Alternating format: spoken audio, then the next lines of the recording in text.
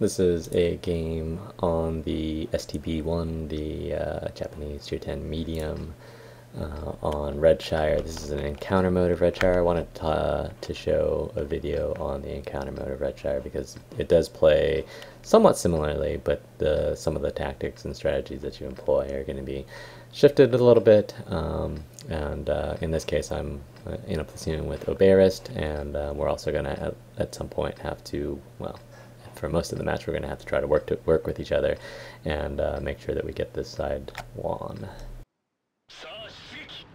So it's very similar to the normal Redshire in that you basically want to take this middle area if you're in faster tank, particularly higher tier mediums. You want to go towards that first ditch, see what you can find in terms of what they send this way.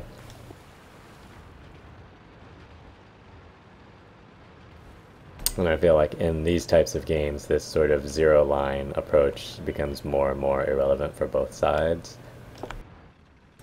In this game mode, that is.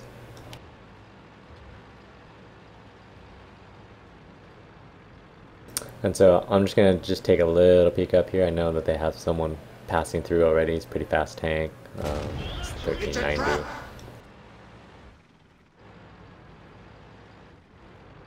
And he just basically did a scouting loop. He did an active loop, so most likely the only person that he spotted was me. He could have done something a little bit more passive. I still might have been able to pick him up, but he might have been able to get some more of our guys. And so that's what I consider like looking off somebody, like when you detect them and force them to take a more shallow route, scouting route, than they would have otherwise been able to do. That's usually to your advantage. And then right now our team is still pretty far back. We're waiting for a lot of guys to get forward. You know, we've got the waffle still in the lake over here. We don't have anything set up on that zero line yet. I'm sorry, on the one line yet. So a lot of this is, you know, you just have to be a little bit patient. There's no reason to rush if you're the furthest guy forward and you don't have any flank support. So I'm just peeking up here every so often, trying to see if I can find anything, and or if I get lit. We know that there's a chaffee in the middle here. And so even though they have one person on cap, presumably the 1390, it's not really that much of a rush in encounter mode. I'm still waiting for these guys over here on my left to get up into a position where they can actually be supporting.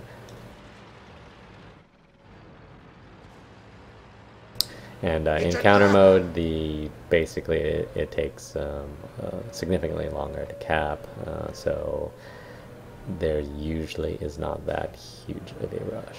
So now they have two guys on cap, but it's still not really much of a rush for a couple of reasons. One is that you don't actually need to reset the guys on cap. All you need to do is be on the cap on the other side. So this cap extends over these two ditches right here, and so they're in the far ditch. And then so all we have to do to stop the cap is to get into the ditch on this side. But I'm still waiting for more of our fire support to actually move up. But I'm going to move forward here, and as I do, I pick up this JPE. And so, since we have plenty of time to get on the cap, it's no big deal. Get our free shot. It's a trap. And then now that I'm in the cap, see how the cap timer is frozen now? So that's all you have to do to stop the cap. Now I got lit right here, and then that tells me that the chaffee is still in one of these bushes over here. So I'm going to take a couple of blind shots, see if I can find them. See how we're pushing on that one line though? So that's something that I'm keeping an eye on. This 1390 is now proxy spotting me. So at this point I'm telling Oberist that we should think about pushing in here, because if we can clean this out here, then we can support these guys. This JPE is pushing forward right now. There's the chaffee. This JPE is pushing forward right now, so we can probably try to take him out first to help our one-line team, and then we should probably push in onto the far ditch at that point in order to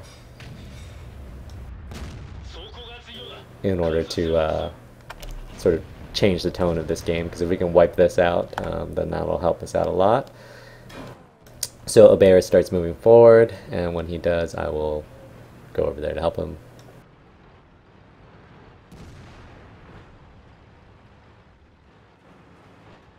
I'm still being proxy lit by the IS-3 and or the 1390. This Leo PTA that's behind me is redundant. You only need one person to stall the cap. And then Obeira starts going. I wasn't really paying attention, so it takes me a little while to get over there. But then we both push in here together, and then you just call your targets. At this point, we had already predefined the IS-3 to be the next man down. Then I called the T-69, which is the next one that we're going to get after.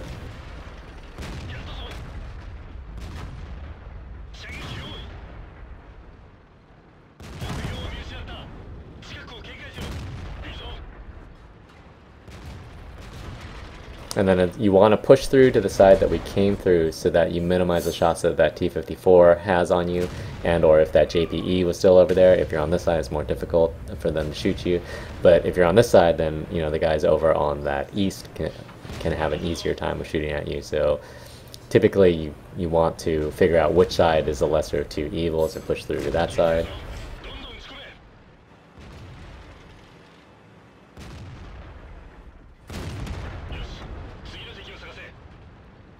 And then we know that the T-54 is still over there. The Waffle's still too far back to support the team. And then when you're on the cap, you don't want to stay on this ditch. You don't want to stay on this far ditch. If you're going to stay on the cap, you go back to the other side, because it's much easier for the enemy team to not only shoot you, but also YOLO into you, and you won't have as much support from your team as you would if you are in this ditch. So as 50B moves up to shoot into that lane, which is essentially what I was talking about before, their Waffle has also moved up a little bit, although he hasn't quite moved up far enough where he's a threat to like the Pershing of the T-32 or Obeira's jet. But like that T-54 can shoot them if they move far enough to the west. And so we've managed to back the Waffle off, so the Waffle's not a threat to these guys. That 50B though is in a good position to at least get some reasonable shots. This T-54 is sitting on this upper plateau. I needed to go a little bit more to my west on this hill in order to have a shot on him.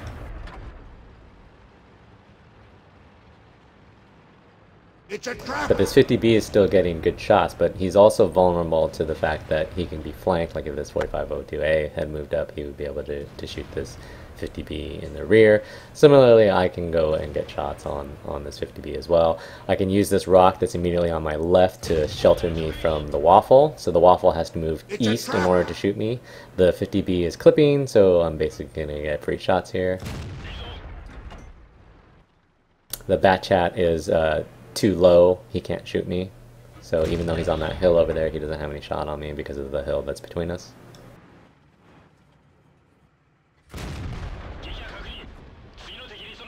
And he's gonna try to push in on a Obeirist anyways and get popped. And then it's pretty much just the Waffle left on this side, so we gotta see if we can pick him up. Waffles are easy to spot. It's a trap! You just don't want to be in the open when you spot them, because otherwise it is painful.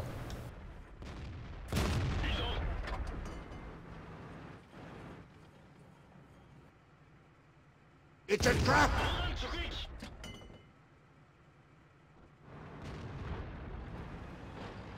And we're still on the cap. And then at this point, you're up 12-7 and, 9,000 health. If you wanted to, you could get off the cap and go chase them down.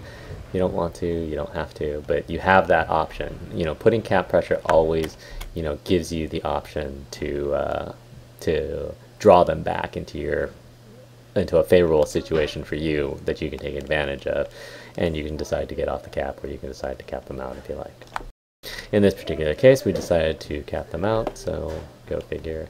But anyways, what I really wanted to highlight in this particular replay was the play that we had around the cap. The identification that, hey, they've got two guys on the cap, but it's still, you don't need to rush in on them to reset. All you have to do is just get somebody into this valley over here, and you can basically put a pause on that, and until you get enough of your team to move up, and then you can push in, if you do it smartly and ideally in a coordinated fashion. Like when Obeirist and I went around on that ditch, we were able to decimate everything there for two reasons. One, because they were all lower tiers. Their high tiers weren't in a good position to support their guys in that ditch. But also focus fire, coordination sort of thing is always really important. and that's ends up, as almost always, is reflected in the stats. So you look at the damage that was done. I mean, the majority of it was done by Oberist and myself, simply because we were, on the edge of that envelope, getting shots, pushing when we needed to push, getting into positions where we could either flank people, like how I flanked the 50B, or positions where we could support the one line from the 3-4 line. So when that one line spotted like the JPE, the Waffle, and the T-54, we're getting shots on those guys. You have to be far enough forward on that 3-4 in order to get those types of shots.